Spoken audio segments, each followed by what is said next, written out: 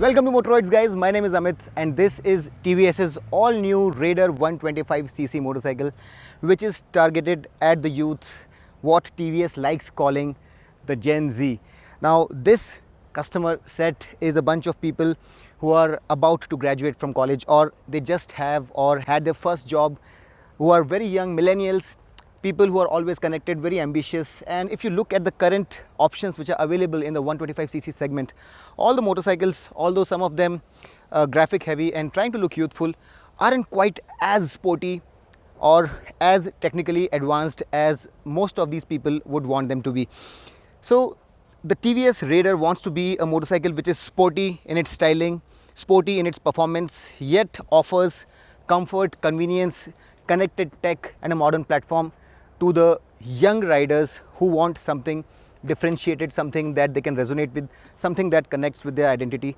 And so TVS have tried to create a new platform for all these people. This is a new product for the global market, and whichever markets TVS are present in, this product is also going to sell there. So they're going to be selling this product in Latin America and a few other markets as well. So that was about the genesis of this product. In my personal opinion also, there is a little gap where you have products like the Pulsar 125cc which offer you slight sportiness in the 125cc segment, but in my personal opinion that platform has become a little too old. And also the other 125cc from the Bajaj stable, the NS 125 has been miniaturized from a bigger platform, that is the 160cc platform. So it has its bearings on the weight of the motorcycle and obviously its price also.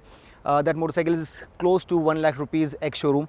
So there was a gap where a performance oriented, sporty, comfortable, high mileage motorcycle which had all the features was required, and TVS have tried to deliver just that in the Raider. Now let's talk about what all does this motorcycle comprise of. We're going to first talk about the design and all the features, and then we'll get on to the mechanicals and the performance part.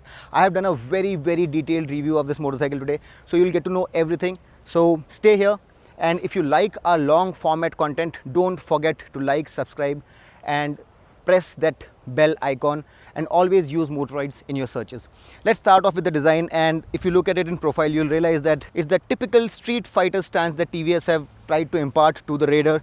And while in profile it does look like a street fighter motorcycle, when you look at it from the front, that bug-eyed headlight is a slight aberration from what the template for a generic street fighter motorcycle is. So it's either a hit or a miss. You're going to either like it or not like it. What do you think about this headlight? Although it did cost them extra money because there are two lighting units and there is this DRL element also. Now let's have a closer look at the headlamp, and apart from these two lights which are meant for the low beam, you also have this third light which comes on when you switch the high beam on. So in all, if you really go to see, if you put the motorcycle in the high beam, you have 3 illumination points which should ideally make this headlamp a very powerful unit. And apparently it's a very bright set of LED units. I cannot attest to that as I have not ridden it in the night, but since there are twin lamps, I'm hoping that the light from these sources would be pretty good. It does remind me of some old motorcycles like the Libero. The bug-eyed headlamp is quite an experiment, and I would like to hear from you as to what you think about this styling element. Now, up front you have these 6-spoke wheels, and these tires are special. These are TVS tires, but these come with Remora compound, and I can tell you that the grip from these tires is a step up from the regulation tires. These tires are definitely better quality. 1800 tubeless tires on 17-inch alloys, two-tone fender, and what you can also see is this petal rotor, which is quite an inclusion for this segment, and the braking on this motorcycle is fantastic too. I'll come to that in a bit. The blinkers here are bulbs, no LED units, and you also get this R sticker which is the emblem for the Raider brand that TVS have introduced. TVS brand can also be seen here, and all of this is done in a glossy black finish. The front suspension here needs a special mention. This is oriented towards comfort. It has low friction parts and it has 10% longer travel, and it's a 30 dia front fork, and it's tuned towards comfort as well as some sportiness. The ground clearance here is probably the best in class at 180 mm. And if you look at it from the side, it will remind you of many motorcycles. This scoop will probably remind you of the FZ25. These tank extensions look very beautiful, and the whole motorcycle is done in a three-tone job. You have the base color, you have this glossy black, and then you have this gray element as well. So you also have this TVS IntelliGo branding here, and IntelliGo is what essentially TVS calls intelligent start and stop. So when you stop at the traffic signal, the motorcycle is going to shut by itself, and just with the ring of a throttle, you are going to bring the engine back to life, saving you some fuel. The engine is finished all in black, and you have this engine cowl as well, which is finished in body color. The tank has a very good knee recess, and it does look very sporty. Now it's not just sporty by the looks of it. The stance of the motorcycle, although still commuterish, is slightly on the sportier side. It's not as upright or as commuterish as you will find in some other 125cc motorcycles in this segment.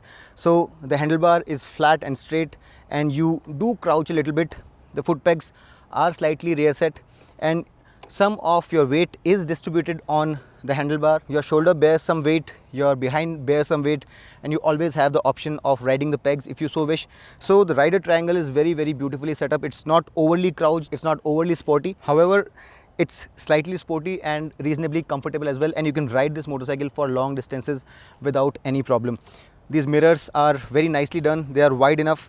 And talking about the handlebar and the stuff that we have here, you have the eco and power modes here. Now when we talk about the eco and power modes, when you put the motorcycle in eco mode and ride it for 200 meters, the intelligent start stop system comes on by itself, and whenever you stop the motorcycle, it turns the engine off, and you just have to ring the throttle to bring the engine back to life. In power mode you get better acceleration, and in eco mode you get better fuel efficiency.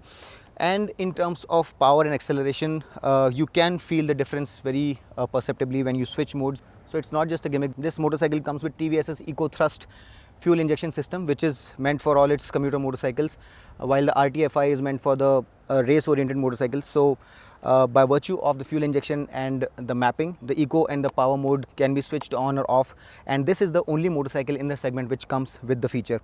Now apart from that, there is no engine kill switch here. Now this starter button that you see here is an integrated starter generator system, and it brings the bike to life with the slightest dab. You just have to kiss the button and the bike comes to life. It's really amazing and very silent, one of the best in the segment. The switchgear by itself is beautifully done.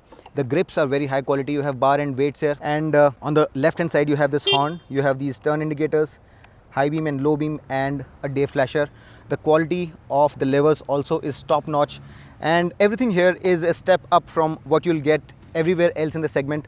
Also the instrument console, if you have a look here, is inverted LCD colors, and the Bluetooth enabled Smart Connect version of this instrument console will be a fully colored TFT console and will be the best in class for the 125cc segment. It is very feature rich, and while on this specific motorcycle you won't get Bluetooth connectivity, a Bluetooth connected version, which is Smart Connect version, will also be introduced, where you'll have navigation, you will have call, accept or reject, and a lot of other features. And we'll give you a detailed demonstration of the Smart Connect version also as it's launched. At the launch time, that feature is not available, but very soon that functionality will be introduced on the instrument console. Now let's have a look at this feature rich instrument console. Now this gives you a tachometer which is redlined at 9000 rpm. You have a speedo, you have a gear indicator which is fantastic, you have a clock, then you have 2 trip meters and a fuel trip meter. Then you also get distance to drive, which is fantastic. You also get average fuel efficiency. It's not going to go anywhere above 40 kilometers per liter on this track because the throttle was pinned all the time. Nobody let the motorcycle rest even for a second. Now apart from that, when the motorcycle is running, you can switch between eco and power modes, and whenever you're changing the modes, you'll have to blip the throttle and bring the throttle to the neutral position for the change to take effect. That's how it works. You have a fuel gauge here, and the odometer is right here. Now apart from all of these things, when you want to reset it, you can press this set button and reset everything, including the trips and the fuel trip. So all of these features are available here, and as I mentioned, and once the Smart Connect feature is added, we are going to give you a detailed demo of that feature as well. Now another interesting feature that you'll see here is this USB charger socket, which is a great inclusion and works really well. Everything is very neatly done. It's one of the best sights on the 125cc segment, and there hardly are any other motorcycles which have so many features and are done in such a beautiful manner. The only omission here, I think, is the lack of an engine kill switch. This motorcycle also comes with an engine cut off with the side stand on, so that's another great feature to have. Now you also have this aircraft type fuel filler cap, and it's hinged. It's a 10-liter fuel tank. This is not the biggest of the fuel tanks, but the fuel efficiency on this motorcycle is pretty good. At a stated 67 kmpl of real world fuel efficiency, TVS is claiming a very high number, and if such is the case, even if this motorcycle returns 60 to 65 kmpl, you'll have an operating range of about 600 to 650 kilometers on a full tank, which is not bad at all. The key here is also a wave bite key, which is quite advanced, so that's another great feature to have. And apart from that, if you have a look at the tank itself, it's made of plastic, it's not metal, and you have this central spine which has this texture on it. On the tank's extension you have the TVS Stallion, and you also have the TVS branding right here. Now the logo here is a 3D logo, so the Raider logo is done in a premium fashion. And coming towards the rear, this exhaust again is quite upswept, so while you're leaning the motorcycle over, it's definitely going to come handy and not scrape itself with the tar. The quality of the foot pegs also needs a mention, and this is very high quality aluminum foot pegs. Even the main foot pegs have this rubber on them, but the quality of the foot peg itself is very good. This is all metal. And talking of the exhaust, the sound of the exhaust is also probably the best in class. Let's have a listen, and I'm pretty sure that there is no other motorcycle in this segment which sounds as bassy and as throaty as the TVS Raider.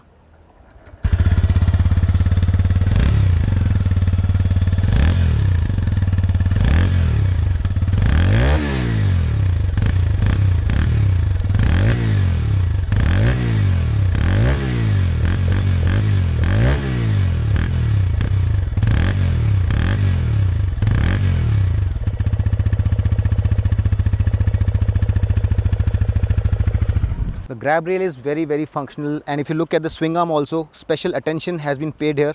It's quite stiff, and even when you're showing this motorcycle a set of bends and trying to go really fast, it has the hardware to support your antics. Another very important thing is that this is one of the rare few motorcycles, including the NS125, which has a monoshock at the rear, which is a great plus in terms of handling and comfort. And this comes with a 5-step adjustable suspension, which also has a gas charger. So in terms of comfort, this motorcycle really stands out. I'm going to talk about the comfort, handling and ride in a bit, but this definitely is a highlight. Just like the front, at the rear also you have the Remora compound, and at the rear you have a 100 section tire, and the performance from these tires, going by what else you have in the segment, is quite exceptional.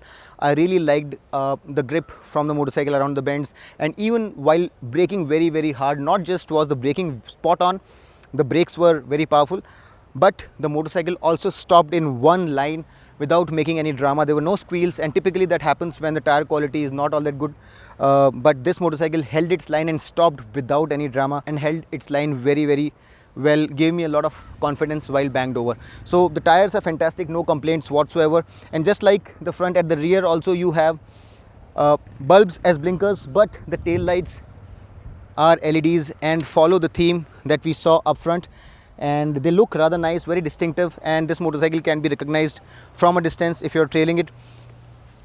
And this is how they look when they are lit up when you press the brake lever.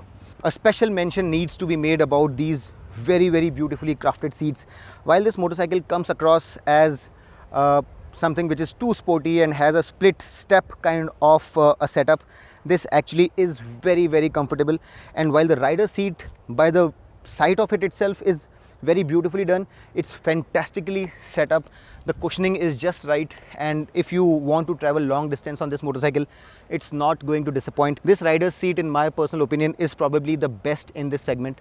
The cushioning is fantastic, and the quality really speaks for itself. Along with the great suspension and the rider triangle, this seat works wonders in keeping your posterior and your entire body comfortable. Now the saddle height here is 780 mm, and it's one of the lowest in the segment, so even the ladies can ride it without much of a problem. And as you can see, I can very easily touch the ground with my knees bent over, with my heels dug in, and my height is about 5 feet 10 inch. So even riders who are 5'4" would be very comfortable on this motorcycle. One of the easiest to ride in the segment. And the pillion seat also, although it's a step and split unit, is not too high up as compared to the rider seat. So swinging a leg around it is very easy. And this seat actually can be used for medium journeys without a problem. So a very comfortable, very practical set of two seats. And that's not just all. When it comes to practicality, this motorcycle also has something unique to offer. So you have this key slot here. You just twist the key there and you have this additional space which can be used to store your cell phone, your wallet, or whatever you want to. And I really think that it's quite a great feature to have, because on a motorcycle typically you are devoid of any such spaces. So a great practical inclusion by TVS, and full marks to them for that. Now the grab rail is also very practical, and you can slide your fingers very easily at the rear, but on the sides also you have this recess where you can slide your fingers in and use the grab rail very easily. So it's very practical. And apart from that, if you look at the motorcycle from the other side, you have this half chain cover, and the chain itself is a sealed unit for longevity. So this is a very durable chain unit that TVS have provided. And apart from that, if you look at the gear selector, this is also quite nicely done, and it's a toe shifter, so a sporty touch there as well. All in all, when you look at the motorcycle from the side, from the front and the rear, one thing is for sure, that it's very distinctive. It's quite unlike anything else in the segment, and it has an identity of its own. It's got that typical street fighter kind of a look. Looks are subjective. It doesn't have any graphics on it. It's available in 4 colors: this yellow, a blue, a red and a black. And since this is a global product, TVS have refrained from putting any stickers on it. They wanted the surfaces to speak for themselves. They wanted the body of the motorcycle to come out and make a statement. So we would like to hear from you as to what you think about the styling. Whatever you think, do let us know in the comment section. We would really be interested in knowing your opinion about the motorcycle. We really think that it's very distinctive. However, from the front you might or might not like it. Now that was about the style and some of the features, but there are some technical bits also which you would be interested in. And let me start off with the engine. And this engine, first and foremost, is a 124.8cc 3-valve unit, which by itself is an advantage, but that's not all. This engine also comes with a patented technology where it uses oil cooling, and the oil runs through the engine. The design has been patented by TVS, and it's cooled through these fins. There are channels inside which carry the heat and then dissipate the heat through the fins in a very efficient manner. So that's one of the advantages. Apart from that, the piston also comes with the moly coating, which reduces friction and makes the engine run good as new for a very long period of time, also enhancing efficiency and keeping the performance consistent. This engine produces 11.4 PS at 7,500 RPM and 11.2 Newton meters at 6,000 RPM. Now that power is slightly less than the best in the segment, but that torque is the absolute best in the segment. This little graphic that you see here basically is 125 written in a very racy kind of a graphic, and this represents that this is a 125cc motorcycle. And apart from that, while this panel might give you a look of a perimeter frame, this motorcycle actually has a single down tube where the engine is a stressed member. So it's a single down tube chassis, and it's quite sturdy. I have ridden this motorcycle extensively today, so there are no complaints on the chassis front. It's quite sturdy, very rigid, and you really can show this motorcycle a set of bands without any problem whatsoever.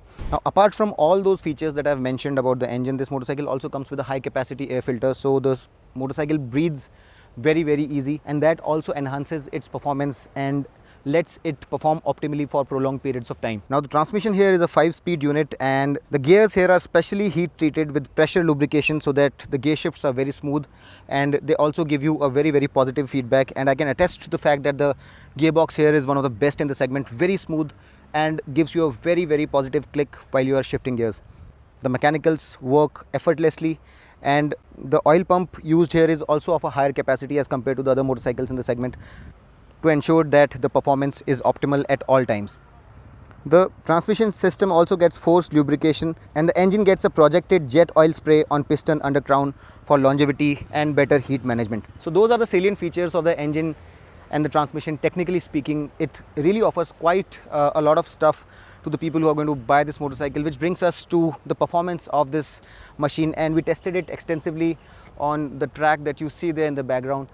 And after having ridden it for about 60 odd kilometers, since this is a restricted environment, I have some really interesting observations to share with you. To start off, the top speed of this motorcycle officially stated by TVS is 99 kilometers per hour true, which translates into about 105-106 kilometers per hour on the speedo, which is not bad at all. The 0 to 60 kilometers per hour acceleration time of the Raider is 5.9 seconds, which is significantly better than its immediate competitors. In terms of gear speeds, you'll see 38 kilometers per hour in first gear, 58 kilometers per hour in the second gear, 80 kilometers per hour in the third gear, and on the fourth gear you'll nudge about 100. Fifth gear is slightly taller, and it takes the motorcycle some time to reach its top speed, but the acceleration is very quick, and this motorcycle really feels very spirited. And not just is the performance commendable, the tractability of the motorcycle is also very commendable. And I did a little test where I tried to find out the lowest speeds at which the engine pulls,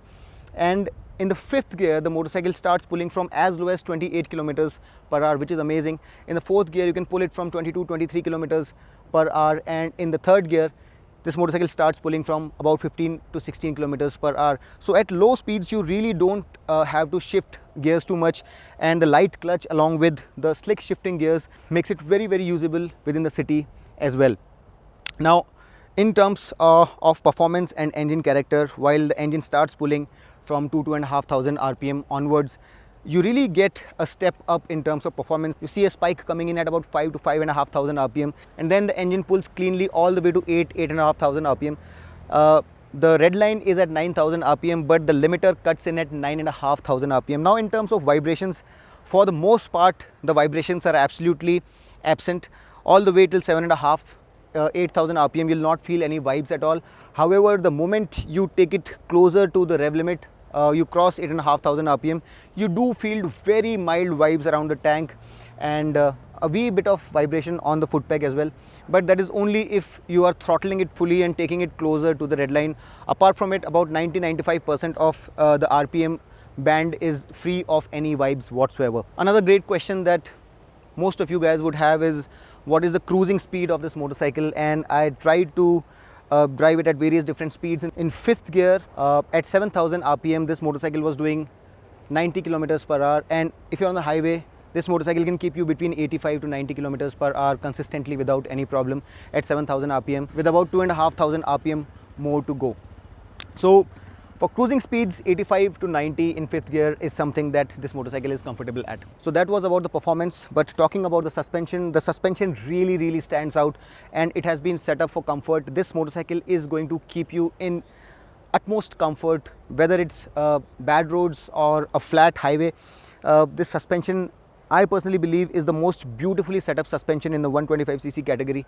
If you're looking for comfort and a very good balance between decent dynamic ability and a plush ride, this suspension works beautifully well.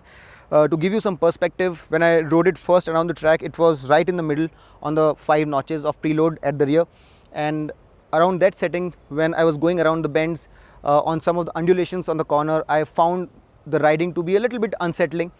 So if you're really going to be corner carving, if you're going to be hunting down corners, probably you would do well to dial up the preload a little bit. And I dialed it up. I put it on the 4th setting, where it was the second most stiff setting, and there the motorcycle started performing a lot better. However, when I made it the most stiff, this really came into its own, and around the corners it gave me the best result. So my understanding is that the suspension setting is on the softer side, and to extract the maximum out of it in terms of handling, you'll have to really dial it up and put it at its stiffest setting. However, at the mid setting, it is very plush, very comfortable, and it can be used for long distance riding without any problem. So very plush, very comfortable suspension, both at the front and at the rear. There is absolutely nothing to complain. These kind of motorcycles are essentially not meant for track use, so you can feel a little bit of wallowiness, especially at the rear. but I really believe that for what it's meant to do, the suspension has been set up very, very beautifully. Also, as I mentioned, the tires need a special mention. Generally, I'm not very happy with TVS tires, but the Remora compound here worked really well, and while dropping the anchors at 80-90 kilometers per hour and squeezing the brakes, this motorcycle came to a halt without any drama, in a very, very reassuring fashion, without any squeals or squeaks.